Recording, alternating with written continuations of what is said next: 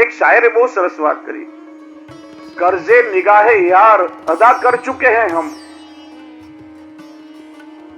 मारा प्राण पृष्ठे मारा पर जे कृपानी करुणानी एक दृष्टि કરી અને કરુણાની દ્રષ્ટિનું ઋણ મેં ચૂકવી દીધું। પૂછ્યું કઈ રીતે? कर्जे निगाहे यार अदा कर चुके हैं हम, सब कुछ निसारे राहे वफा कर चुके हैं। મારી પાસે જે કઈ હતું મેં સર્વસ્વ એના ચરણોમાં સમર્પણ કરી દીધું। એમ શ્રી મહાપ્રભુજી આજ્ઞા કરે કે પ્રભુ જ્યારે પૂર્ણ રૂપે કૃપા કરવા માટે પધાર્યા હોય ત્યારે તમારું સર્વસ્વ અહંતા મમતારે તમે તમારી જાતને બચાવી રાખશો ને તો એ બચાવ્યું એવું કહેવાશે। वो ने मारो तन सौंप दिया, मन सौंप दिया, अब क्या है मेरे पास पिया। मारो तन मन सर्वस्व तुमने समर्पण कर दीधું। जो जग में रहूं तो ऐसे रहूं जैसे कमल का फूल रहे। कमल नो फूल जल में खिले पण એને જલનો સ્પર્શ ન થાય, એ પાણીથી વિલીન હોય એમ સંસારમાં રહીને પણ તમામ વૃત્તિઓ પ્રભુને સમર્પિત કરી દઈએ। મન પ્રભુની સાથે જોડાયેલું હોય તો સંસારની કોઈ ક્રિયા બાદ નહીં કરી શકે, એ સાચું સમર્પણ છે। તો શ્રાવણ સુદ એકાદશીની મધ્યરાત્રિએ ઠાકોરજીએ પોતે પ્રગટ થઈને શ્રી મહાપ્રભુજીને બ્રહ્મ સંબંધ આપ્યો અને શ્રાવણ સુદ 12ના દિવસે શ્રી મહાપ્રભુજીએ દામોદરદાસ સરસાનીજીને પ્રથમ બ્રહ્મ સંબંધ આપ્યો। વાસ્તવમાં દામોદરદાસ સરસાનીજીને નિમિત્ત બનાવી સમગ્ર પુષ્ટિ સૃષ્ટિના પ્રતિનિધિ સ્વરૂપે એમને બ્રહ્મ સંબંધ આપ્યો।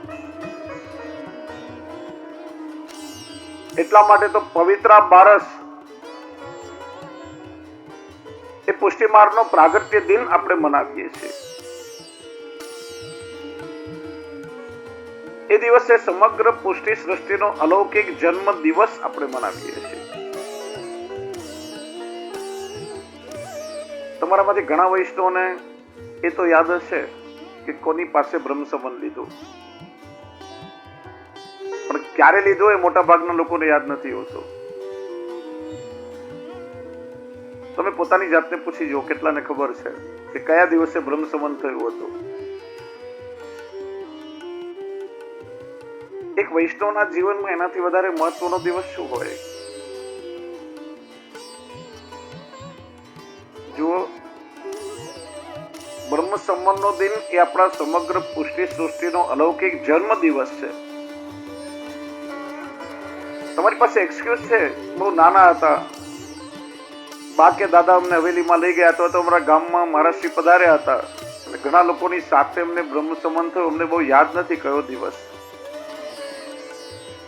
ચાલો તમે કોઈ દિવસ તમારા બાળકને યાદ અપાવ્યું કે બેટા ફલાણા આ દિવસે તને બ્રહ્મ સંબંધ થયો હતો, તારા માટે બહુ મહત્વનો દિવસ છે। આજે બને એટલું અલૌકિક કાર્ય કરજે, આજે ઠાકોરજીની સેવામાં હાથ પવિત્ર કરજે, આજે ગુરુદેવના ચરણસ્પર્શ કરવા જજે। આજે તારો અલૌકિક જન્મ દિવસ છે। આપણે પણ ક્યારે આપણા બાળકોને યાદ નથી કરાવ્યો। એટલા માટે તો આ વિકલ્પ છે કે પવિત્રા 12 એ સમગ્ર પુષ્ટિ સૃષ્ટિનો એ અલૌકિક જન્મ દિવસ। એનું કારણ દૈવી જીવન અંગીકાર કરવાનો માર્ગ ઠાકોરજીએ સ્વયં ખુલ્લો કરી આપ્યો છે। જો શાસ્ત્રોમાં બ્રાહ્મણને દ્વિજ કહે છે, વૈષ્ણવને પણ દ્વિજ કહેવાય। જન્મના જાયતે વિપ્ર સંસ્કારાત દ્વિજ ઉચ્યતે। દ્વિજ એટલે જેનો બીજો જન્મ થાય। બ્રાહ્મણ કુળમાં ભલે જન્મ થયો હોય પણ જ્યારે યજ્ઞોપવિત દીક્ષા ધારણ કરે ત્યારે બ્રહ્મણ્ય દેવતાનો પ્રવેશ એની અંદર થાય, પછી બ્રાહ્મણ કહેવાય છે। સંસ્કાર થયા પછી દ્વિજ કહેવાય।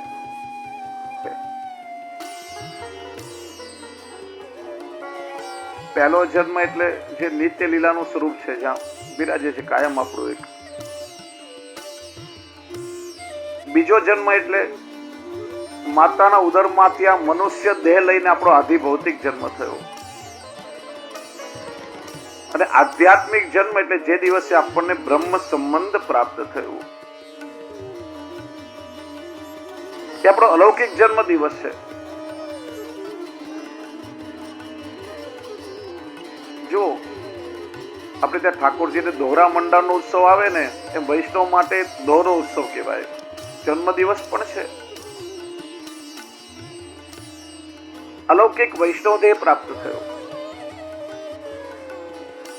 અને બ્રહ્મ સંબંધ દ્વારા પ્રભુને સર્વસ્વ સમર્પણ કર્યું. ઠાકોરજી અલૌકિક પ્રકારે આપણું વરણ કર્યું છે. પ્રભુ સાથે આપણા વિવાહનો દિવસ પણ કહેવાય, તમારી અલૌકિક મેરેજ એનિવર્સરી પણ કહેવાય.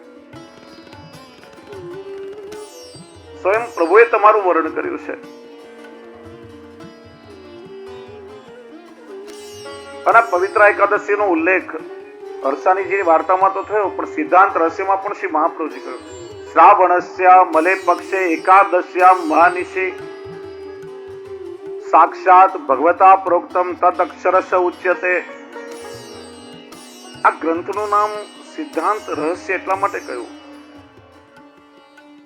કે પુષ્ટિ માર્ગનું એક બહુ મોટું રહસ્ય શ્રી મહાપ્રભુજી એમાં ખોલ્યું છે.